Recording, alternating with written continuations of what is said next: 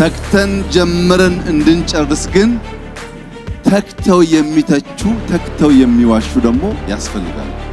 እነሱ ይዋሻሉ፣ እኛ እንሰራለን። እነሱ ያወራሉ፣ እኛ እንከናወናለን። በስራዎቻችን ሁሉ ኢትዮጵያን ከፍ እናደርጋለን። በስራዎቻችን ሁሉ ብልጽግናን እናረጋግጣለን።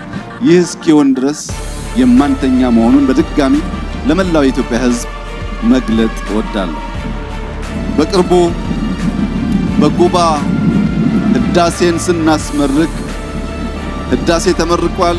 ሌሎች ከፍ ያሉ ፕሮጀክቶች ሜጋ ፕሮጀክቶች እስከ 30 ቢሊዮን ዶላር የሚጠጉ ኢትዮጵያ ውስጥ ይጀመራሉ ብዬ ስናገር እንዲሁ ለመናገር ብቻ ያልኩ ይመስላቸዋል።